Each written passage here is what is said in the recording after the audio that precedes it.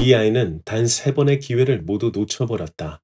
그리고 30년 동안 신을 원망하는데, 그런데 진짜 문제는 따로 있었다. 1990년대 서울의 한 아파트. 여긴 어렸을 때 살던 아파트예요. 아파도 볼 수 있겠네요. 그리웠는데 아버지가 돌아가신 지 벌써 30년이 넘었어요. 그는 지금 죽은 상태. 명상 중에 심장이 멈췄고 저승사자와 함께 자신의 과거를 여행 중이다. 시간은 중요하지 않지. 그때 한 경험이 중요한 거다. 뭐 그건 뒤에 이야기하기로 하고, 네가 어렸을 때 크리스마스 선물을 비는 장면이다. 여기서 할 수업이 있다. 저승사자가 수업을 해주는데 해직의 과거로 갔었다. 해직이 크리스마스 날 뭐 받고 싶어? 변신 로봇이 갖고 싶던 해직. 하지만 엄마에게 거짓말을 시전하는데, 그가 처음 거짓말을 했던 그날 아이의 입에서 나온 단 한마디가 아이의 30년을 원망 속에 살게 만들었다. 학용품 받고 싶어 엄마. 우리 해직이 기특하네. 뒤돌아서 열정적으로 비는 해직. 하느님, 저는 변신 로봇이 갖고 싶어요. 그런데 이 장면, 사실은 우리가 늘 놓치는 기회의 본질을 보여주죠. 하느님이 들어준 걸까? 엄마는 다시 물어보는데, 해지가 솔직하게 크리스마스 선물로 받고 싶은 게 뭐야? 해직은 또 거짓말을 시전한다. 어머니는 2번이나 물었다. 하지만 끝내 솔직하지 못하고, 학용품 갖고 싶어 엄마. 뒤돌아서 더 열정적으로 비는 해직. 제발요 하느님, 변신 로봇. 크리스마스가 며칠 남지 않았다. 엄마는 마지막으로 묻는다. 해직이 크리스마스 날 정말 학용품 받고 싶어? 어린 해직은 이번에도 엄마가 실망할까봐 두려웠다. 응! 뒤돌아서 해직은 이번엔 더 열정적으로 비는데, 변신 로봇이요, 변신 로봇! 그는 과연 변신 로봇을 받을 수 있었을까? 드디어 크리스마스 날, 해직은 부피가 큰 선물을 받는데, 이건 틀림없이 로봇이다. 하지만 해직은 그만 울어버렸다. 정말 학용품이었다. 그리고 이 아이는 30년간 신을 원망했다. 무슨 이야기가 하고 싶은 거지? 하고 의아해하실 수 있습니다. 이건 어릴 적 저의 이야기인데요. 오늘 소개할 책은 저의 첫 책인 죽어도 컨티뉴입니다. 노들에서 25년 3월 20일에 발행되었습니다. 그럼 저 이야기를 함께 여행하는 저승사자가 풀어준 걸 보도록 할게요. 갑자기 뒤통수 맞는 느낌이 날 수 있으니 뒤통수를 잡고 계시면 좋습니다. 내가 왜 여기로 널 데려왔을까? 뜬금없는 질문을 하는 사자. 전혀 모르겠는데요? 거짓말 하지 마라. 저승사자는 한심한 듯 쳐다보는데, 질문한 내가 바보다. 네게 기회를 줬는데도 스스로 차버렸다는 걸 보여주는 거다. 발끈하는 해직. 네? 무슨 소리예요? 저는 저 때 정말 열심히 빌었어요. 결과를 보고는 하느님께 진짜 실망했거든요. 네 바람대로 변신 로봇을 주기 위해 솔직히 말할 기회를 2번이나 더 줬다. 그런데 너는 그 기회를 버리고 하느님을 미워했다. 2차 발끈 시전. 네? 주지도 않으셨는데 무슨 말이에요? 자, 너는 어머니가 실망할까봐 학용품이라 말해놓고 뒤돌아서 변신 로봇을 달라고 빌었다. 그러자 어머니가 와서 다시 물었지. 그것이 기회였다고 말하는 저승사자.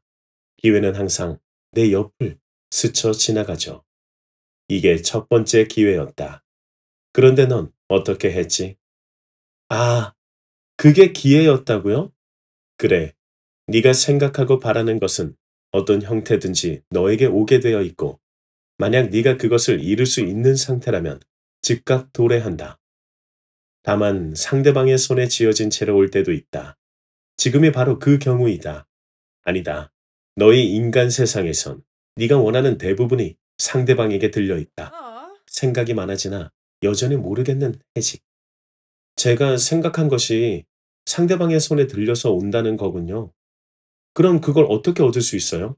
제 것이 아니잖아요. 저승사자는 이런 해직에게 더 알쏭달쏭한 말을 시전하는데, 깨달음이 경지에 이른 사람은 상대방과 관계없이 손쉽게 얻지만, 그렇지 않은 사람은 행동을 해야겠지.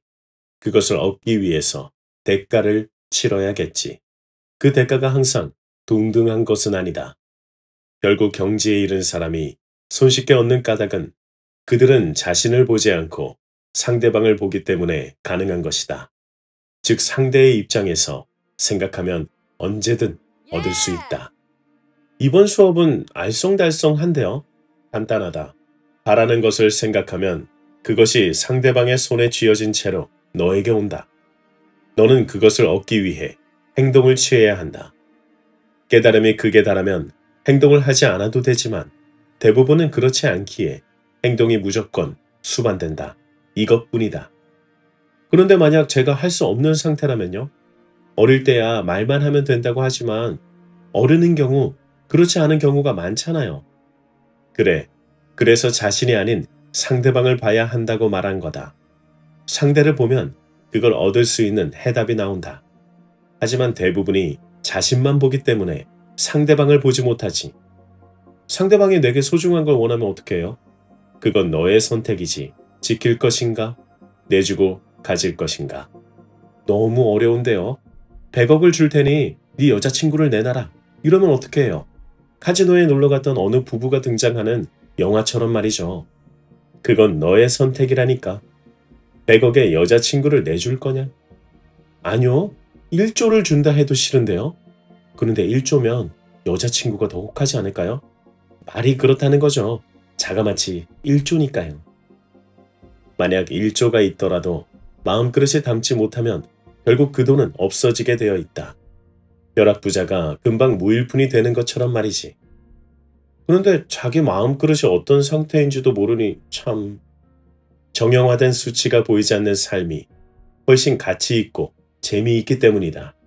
넌 체험을 하러 삶을 살고 있었던 거지. 부자가 되려고, 성공하려고 삶을 사는 것이 아니다. 하지만 인간 세상에서 많은 체험을 하려면 돈이 있어야 가능하잖아요. 그래. 그래서 누구나 부자가 될 수 있다. 자신이 원한다면 말이지. 하지만 그렇지 않잖아요. 내 매번 말하지만 부자가 되고 싶다고 하면서도 부자가 될 수 없다고 생각하기 때문이다. 기회가 왔는데도 그게 기회인지도 모르고 지나가거나 행동을 하기만 하면 되는데 행동을 하는 게 두려워서 하지 못하는 경우 등 온갖 한심한 짓으로 자신이 만든 창조를 다시 밀어내고 또 같은 것을 빌고 있다. 기회가 왔을 때 잘 아는 방법은 없나요? 있다. 너희는 그것을 할 수 있는데도 항상 무시하고 있다. 오, 그게 뭐죠? 주변에서 일어나는 일들을 관찰하는 것이다. 그리고 받아들여야 한다. 좋은 일이 생기면 원하는 것을 얻을 수 있다는 신호로 받아들이고 나쁜 일이 생기면 원하는 것을 얻을 수 있다는 신호로 받아들여라. 네?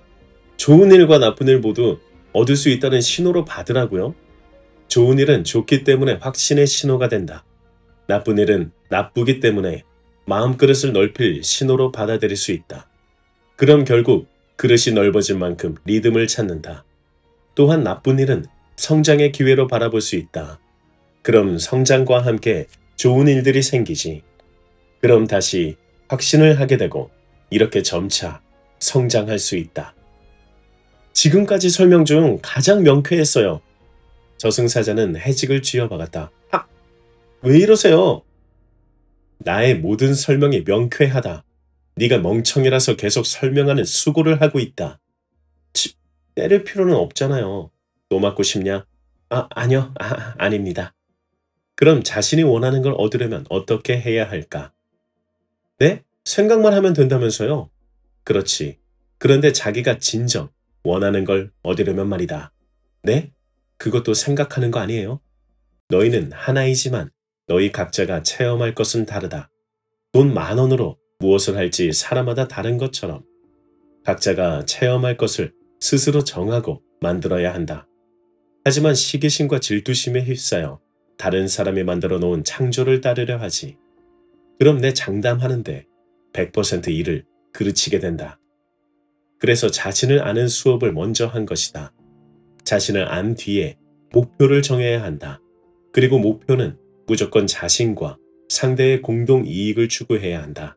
자기만의 이익은 벼락부자와 같아 금방 추락할 수 있다.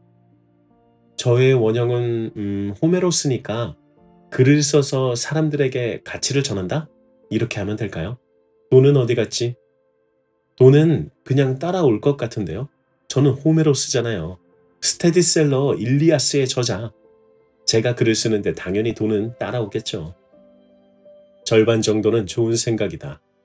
원형에 따라 자기만의 목표를 잡고 돈은 부산물로 생각한 것은 매우 좋았다. 하지만 너무 자만했군. 그러면 또 되지 않는다. 너의 내면의 신에 대해서 더 알아야 할 필요가 있다. 그러기 위해서 자신을 알아가는 방법에 대해서 말하고 있는 거다. 내면의 신에 대해 더 살펴보도록 하자.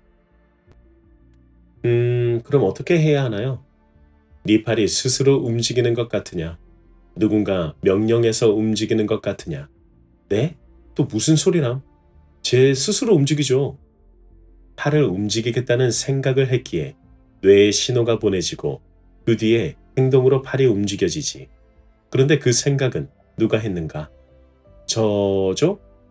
아니다. 그건 네 안에 신이 했다. 제 행동이 내면의 신이 하는 거라고요? 꼭 그렇지는 않지만 그렇게 되게 해야 한다는 것이다.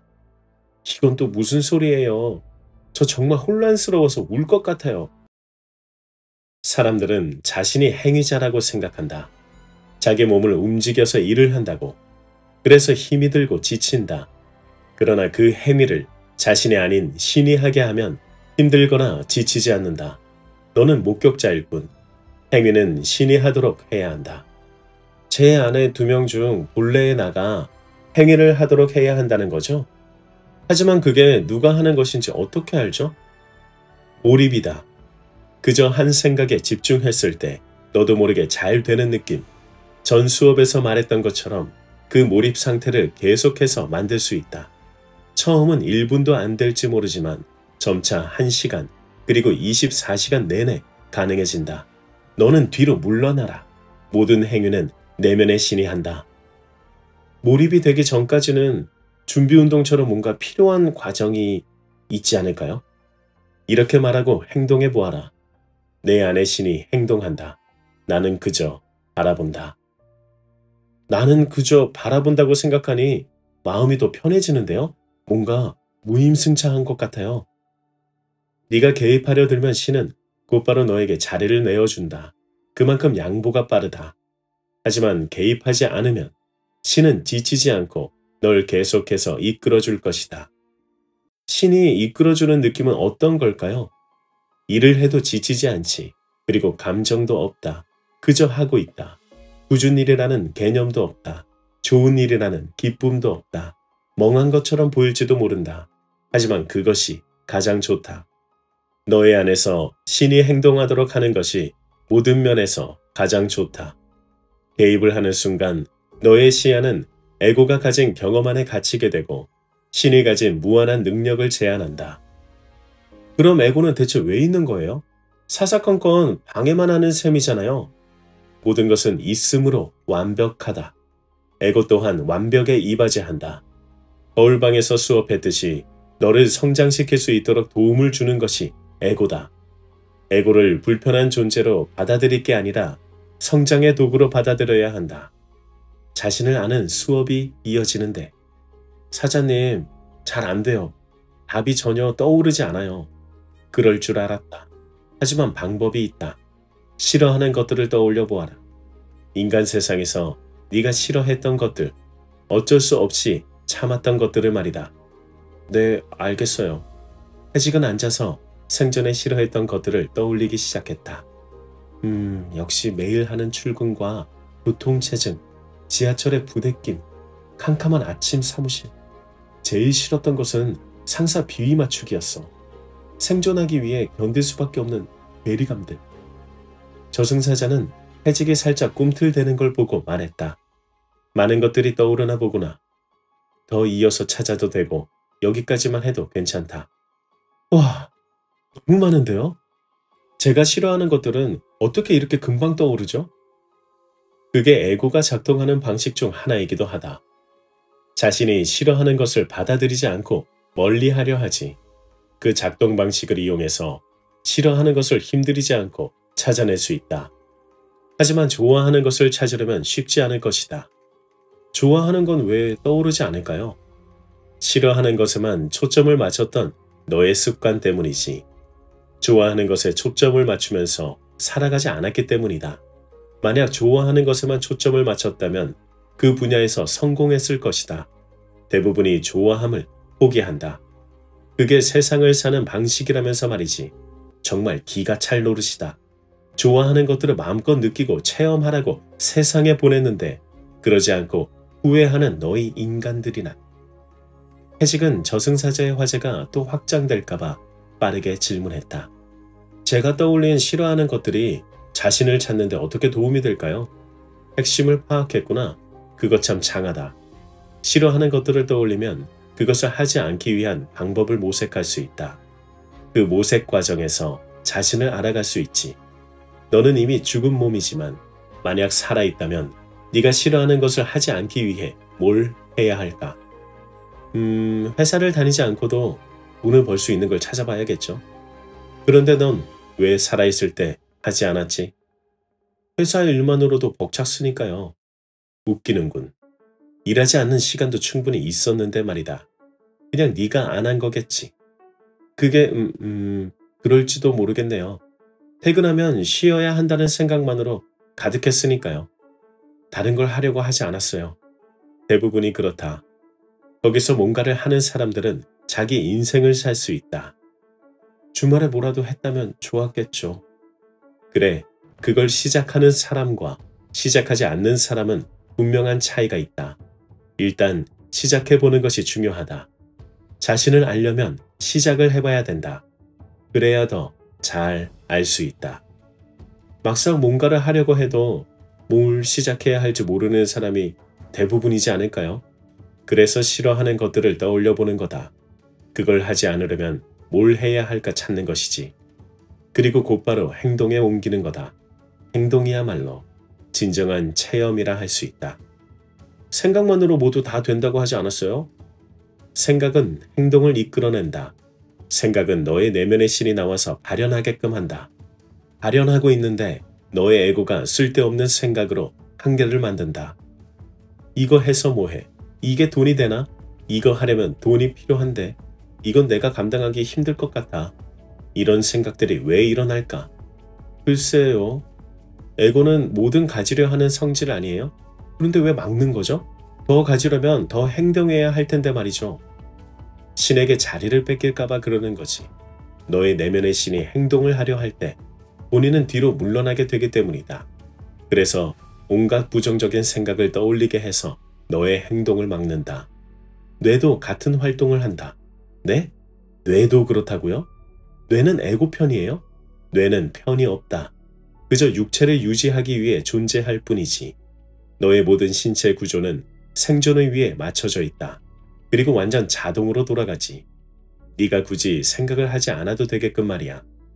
생물학 수업까지 또 확장이네요. 감당하기 어려워요. 그래, 네 수준에 맞게 하나씩 알려주마. 뇌의 작용만 이야기하겠다. 뇌는 너의 육체를 보존하기 위해 존재한다. 생존을 위해 존재하지. 생존과 관련이 없는 일이라 판단하면 그걸 하지 않으려 한다. 쓸데없는 칼로리 소모를 줄이기 위해서지.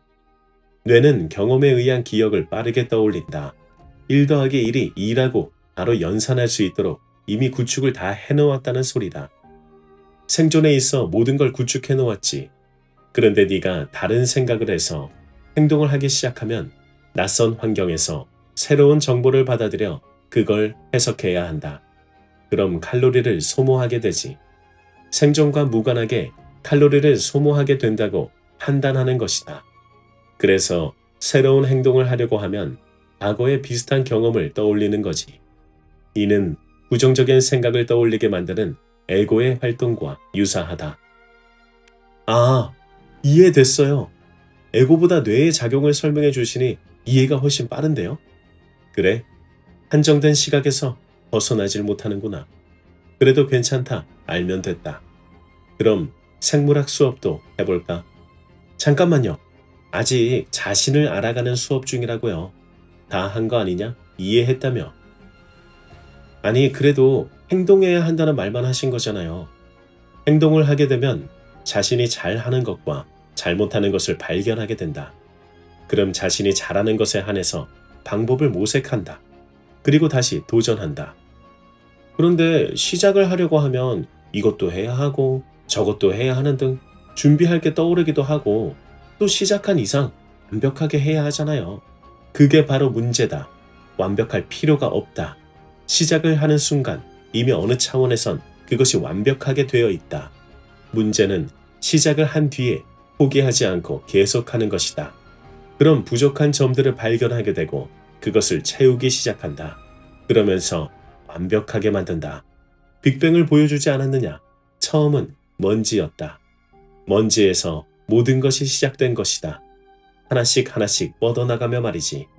신조차도 그렇게 만드는데 어찌 너희가 한 번에 완벽하게 만들려 하는가? 그거군요. 그래서 시작이 위대하다는 말이 있는 거군요. 그래, 모든 시작은 위대하다. 싫어하는 것을 떠올려보고 그것을 하지 않기 위한 방법을 모색하고 시작한다. 시작하면서 하나씩 만들어 나간다. 그 과정에서 잘하는 것과 잘못하는 것을 알게 되고 태생적으로 잘하는 것이 뭔지 알게 된다. 원형이 누구인지 몰라도 그 원형이 네 안에서 계속 발현할 수 있다. 원형이 누구인지 반드시 찾을 필요는 없다. 자신이 잘하는 것을 찾는 것이다. 정리하면 이렇습니다. 첫 번째, 자신이 원하는 것은 무조건 상대방의 손에 쥐어져 나에게 오게 된다. 그것이 기회이고 그것을 얻기 위해선 상대방의 입장에서 생각해야 한다. 두 번째, 내면의 신이 나와 행동하게 만들어라. 자신이 경험적으로 만든 에고는 뒤로 물리고 내면의 신이 행동하게 만들면 몰입 상태로 들어갈 수 있고 지치지 않는다. 세 번째, 자신을 잘 알기 위해서 싫은 것을 먼저 떠올려라. 그리고 그것을 하지 않기 위한 방법을 모색하고 시작하라. 이렇게 됩니다. 내용이 어떠셨나요? 많은 분들이 관심을 가져주시고 재미있게 읽어주시고 계신 것 같아 정말 하루하루 기쁘게 살고 있습니다. 모든 것은 여러분 덕입니다. 정말 감사합니다. 아시는 분은 아시겠지만 제 책에 나온 해직은 거의 저를 반영했습니다. 아이는 거짓말을 했고 기회를 놓쳤습니다. 그리고 어른이 되어 신을 원망했죠. 하지만 이제 저는 압니다. 그 모든 기회는 늘 제 옆을 스쳐 지나가고 있었다는 걸. 지금은 원할 때 쉬고 원할 때 일합니다. 저도 했습니다. 여러분도 할 수 있습니다.